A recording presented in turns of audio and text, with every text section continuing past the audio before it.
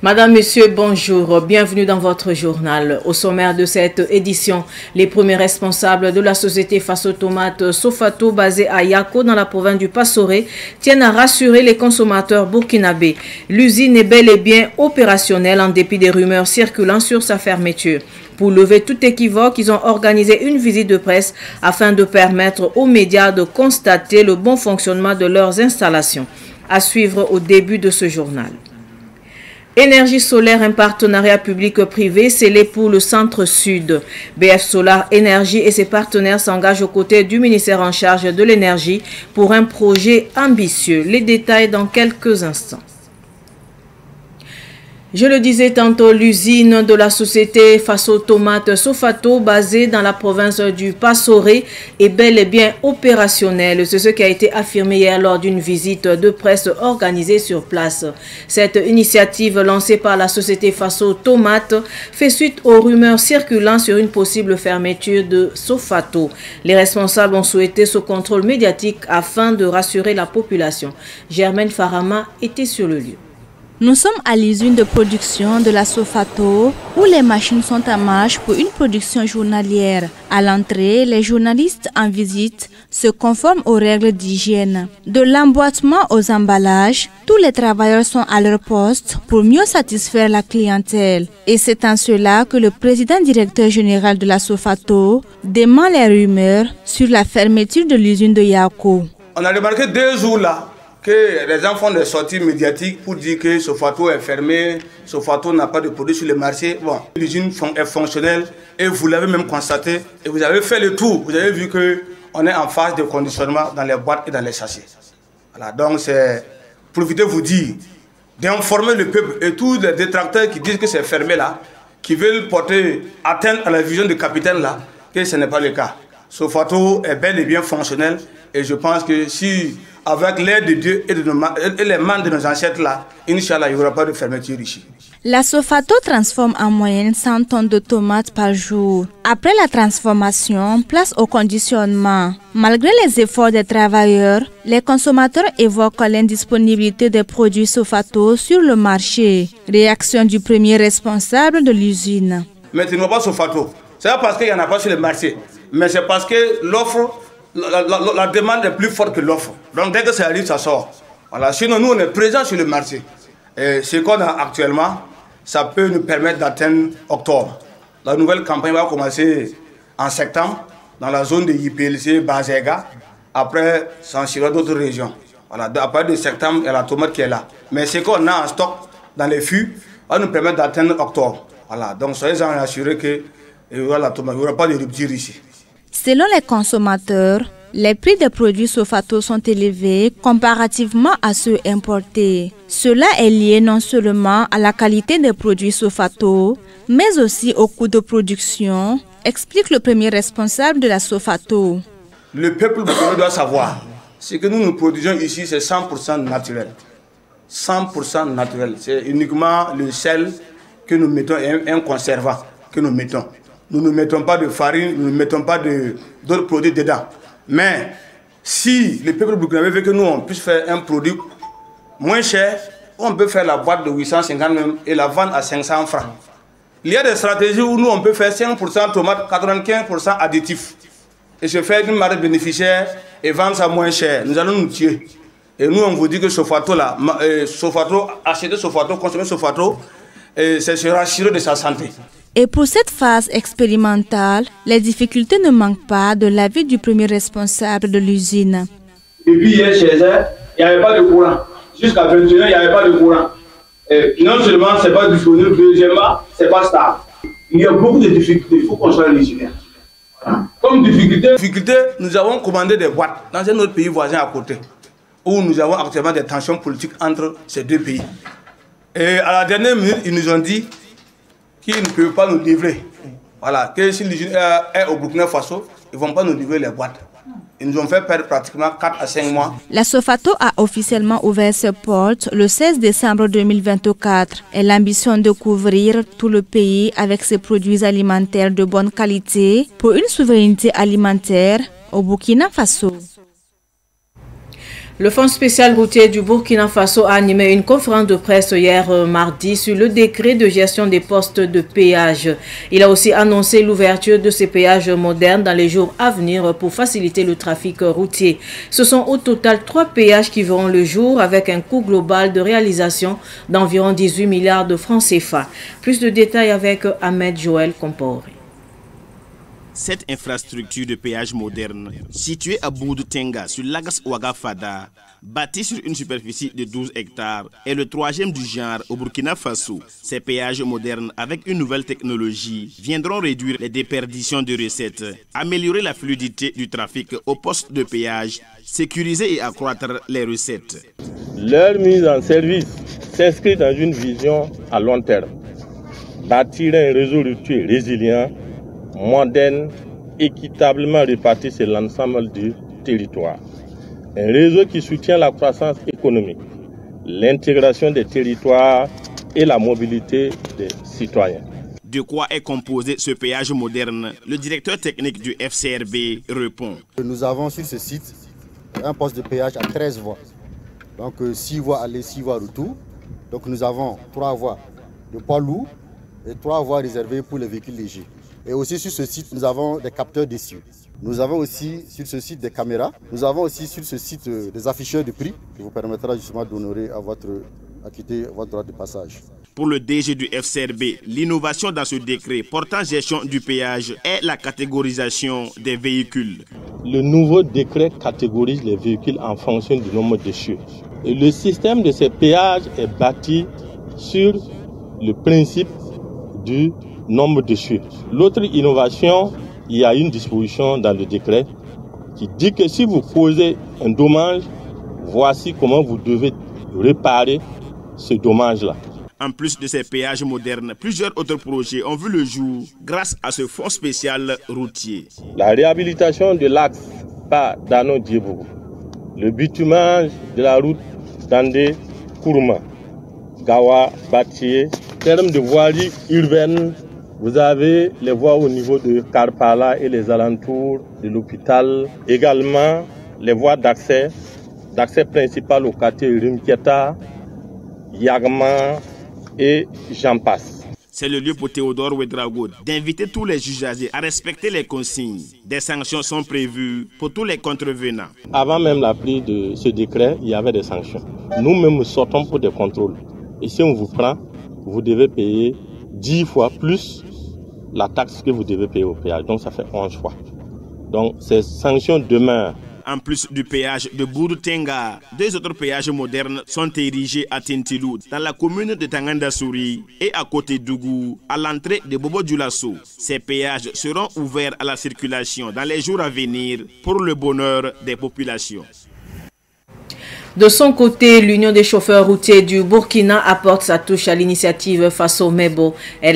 Elle a offert 5 tonnes de ciment. La remise de ce lot a eu lieu hier matin à Ouagadougou. Abdoulaye Kinda nous en dit plus.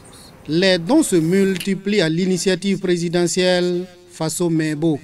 L'Union des chauffeurs routiers du Burkina, UCRB, s'ajoute à la liste en apportant 5 tonnes de ciment. Nous sommes là pour répondre à l'appel du président du Faso, le capitaine Ibrahim Traoré. Voilà, qui a pris l'initiative de mettre en place Faso Mebo. Au-delà de notre travail quotidien, qui est de ravitailler les populations, nous ne devons pas rester en marche en tant que Burkinabé, fils du pays. Donc nous sommes là pour répondre à l'appel de l'initiative du président du Faso, le capitaine Ibrahim Traoré. Donc nous avons emporté avec nous un tout petit soutien, voilà, qui est de la contribution de tout l'ensemble des conducteurs routiers de Burkina, un don en ciment. Nous avons emporté avec nous 5 tonnes de ciment. L'UCRB salue par ailleurs l'interdiction des véhicules hors gabarit en circulation sur l'ensemble du territoire à partir du 1er août. C'est un comportement que l'UCRB a toujours dénoncé. En 2019, après avoir mis en place la structure dénommée ICRAO, Union des conducteurs routiers Afrique de l'Ouest, nous avons fait un arrêt de travail de 112 heures au niveau de toutes les frontières, voilà, pour en tout cas manifester contre l'extrême surcharge. Je pense qu'au-delà de ça, nous n'avons pas eu de coût, nous n'avons pas eu d'accompagnement. Maintenant qu'aujourd'hui, l'État burkinabé prend ces mesures, d'arrêter les simples surcharges et les camions anarchiquement fabriqués à partir du 30 juillet, nous, en tant que conducteurs routiers, ça nous va vraiment droit au cœur. Et nous faisons que saluer l'effort fait par le gouvernement et nous sommes aussi prêts à les accompagner. L'Union des chauffeurs routiers du Burkina invite les autres structures à emboîter ses pas dans l'accompagnement de l'initiative présidentielle Faso Mebo. Tout autre sujet à présent, la famille Compaoré au quartier 600 de Ouagadougou lance un ultimatum de 3 jours à ceux qui ont planté des arbres le long du canal. Passé ces 3 jours, la famille se réserve le droit d'arracher les plants. Elle pointe du doigt la délégation spéciale de l'arrondissement 1. Elle serait en complicité avec les occupants anarchiques. Fatih Sankara et Samira Ilboudo y ont fait un tour hier. C'est avec stupéfaction que les membres de la famille Compaoré découvrent la mise en terre de plusieurs plants le long de leur terrain. Une occupation anarchique selon les fils Compaoré, puisqu'aucune information ne leur a été communiquée. C'est le génie civil qui est venu enlever tous ces remorques et puis planter les arbres. Et on dit, le petit papa s'est déplacé pour venir les demander, ils disent que c'est la présidence qui les a envoyés. Et nous savons que ce n'est pas la présidence, c'est manigancé par le Richard qui veut payer et la mairie qui veut vendre, qui veut payer par nos enquêtes, nos propres enquêtes, montre que c'est quelqu'un qui veut payer, qui est en bas de ça, qui ne veut pas donner l'argent, qui dit qu'il faut payer tout le monde avant que lui ne paye. Et si l'État mène des enquêtes, ils vont connaître ce monsieur-là. Je ne vais pas dire son nom ici. Si c'est la présidence qui a envoyé les génies civils, les génies civils venir faire la présidence dans laquelle nous convoquer, on va aller répondre. En plus du reboisement anarchique, d'autres individus exploitent à l'insu de la famille son terrain de plus de 3 hectares. Les membres de la famille Compaoré accusent la mairie de l'arrondissement 1 d'être en complicité avec les occupants anarchiques. Tout ça, là, les gens viennent seulement, on ne sait pas qui paye. Et on s'est renseigné, on a mené des enquêtes, on dit que c'est la mairie qui encaisse, la délégation spéciale qui encaisse l'argent. Ils envoient des gens sans les reçus encaisser l'argent sur le terrain. Et on a des audios pour ça. Ils disent qu'ils viennent, ils envoient sortir, prendre l'argent, et eux-mêmes ne savent pas qui reçoit cet argent. Mais nous, on pensait que la délégation spéciale était là pour quand même faire ce que la mairie n'a pas fait. Changer les choses. Parce que ce n'est pas un maire, c'est une délégation spéciale qui est là. Chaque mois, la délégation spéciale envoie des gens encaisser de l'argent ici. Nous, on a des audios. On a convoqué tout le monde ici pour les demander. Pourquoi vous payez la location là à qui? On dit que c'est à la mairie. Ils savent que c'est pour nous. Mais cette force-là, nous voyons que ça doit finir avec ce régime-là. Pourtant, l'affaire est en justice depuis 2019. Plus de 12 hectares du vieux Compaoré ont été exploités pour les lotissements. Pourtant, ce dernier n'a pas été attributaire d'une seule parcelle. C'est pourquoi les fils Compaoré se battent pour que les 3 hectares restants ne leur échappent pas. On attend le résultat de la justice, ce n'est pas sorti et on se permet de venir déguerpir des gens pour donner à quelqu'un. Il s'agit de plus de 5 tirs, de près de 3 hectares et demi ou 4 hectares qui restent. Mais ils veulent en bas encore manigancer pour vendre ce terrain. Nous ne sommes pas d'accord. Nous voulons que justice soit faite, que les autorités là, s'ils entendent, qu'ils mènent des enquêtes, qu'ils nous appellent pour écouter, parce que nous ne sommes pas d'accord pour ça. Voilà. Qu'on libère notre espace. La famille Compaoré demande à ses occupants anarchiques de libérer son terrain avant ce samedi. Passé ce délai, elle se chargera de déraciner les plants. Avant de clore cette édition d'information, les premiers responsables de BF Énergie et leurs partenaires ont signé une convention hier mardi de partenariat public-privé avec le ministère en charge de l'énergie. L'objectif principal de ce partenariat est de mutualiser les efforts pour assurer une exécution rigoureuse et conforme du projet solaire dans la région du Centre-Sud. Sidiki Kabré et Fatoumata Compaoré, reportage. Cette signature, qui a eu pour cadre le ministère en charge de l'énergie, est la matérialisation de la mise en œuvre d'un projet solaire d'une capacité de 150 MW prévu à Nobéré au bénéfice de la population. Le ministère de l'Énergie a salué cette initiative, longtemps attendue comme un jalon important dans la politique d'accès à l'énergie. 150 MW de plus va certainement faire bondir et atteindre plus de 275 MW crête, qui est aujourd'hui un élément de plus vers la quête de notre souveraineté énergétique. Je voudrais en tout cas saluer cette initiative qui va permettre de concrétiser un projet. Nous exhortons à travers cette signature de mettre en œuvre tout ce qui est possible pour que véritablement nous puissions accélérer les choses afin de pouvoir disposer de cette centrale. Pour Roch Donatien Nagalo, promoteur du projet, la réalisation de cette infrastructure solaire deviendra une réalité d'ici 2 ans, grâce à l'engagement des plus hautes autorités du pays qui ont su placer leur confiance en cette vision. Vision pour soulager les populations. Aujourd'hui, les pays africains sont appelés à émerger sur le plan énergétique et industriel pour avoir quand même une autonomie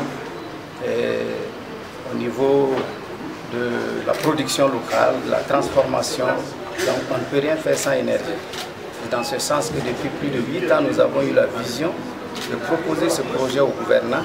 Mais ça a tant traîné parce que, vous le savez, un projet structurant de ce genre prend le temps qu'il faut pour être étudié et pour que cela puisse aboutir. Et aujourd'hui, nous sommes à ce jour où le gouvernement a jugé bon que ce projet est un projet qui a été intégré dans les urgences. Il faut se dire que c'est un projet avec du stockage, 150 MW avec stockage. De son côté, Barton Chacha, l'un des principaux investisseurs, a précisé que le choix du Burkina Faso pour l'implantation de son projet n'est nullement le fruit du hasard. Cela repose sur des critères bien définis liés à la stabilité et au potentiel énergétique du pays. On a vu tous des aspects que nous, en tant qu'investisseurs, nous recherchons dans tout le monde entier, parce que vous imaginez l'investisseur qui met des milliards dans un pays devait s'assurer qu'il y a un certain minimum, n'est-ce pas, de garantie qu'il pourra récupérer, n'est-ce pas, son investissement, tout en aussi en donnant au pays, parce que ce n'est pas seulement en termes commerciaux pour nous, mais c'est aussi ce qui revient au pays. Et le pays avait montré qu'il était prêt pour nous accommoder. Ce projet d'envergure, qui serait implanté sur 270 hectares, nécessiterait un investissement global estimé à environ 80 milliards de francs CFA, avec une échéance de 2 ans pour son achèvement. Il est à noter que 70% du financement proviendront de partenaires étrangers, tandis que 30% seront mobilisés au niveau local. Ainsi s'achève cette édition d'information. Merci de rester fidèle au programme de Savane TV. Au revoir.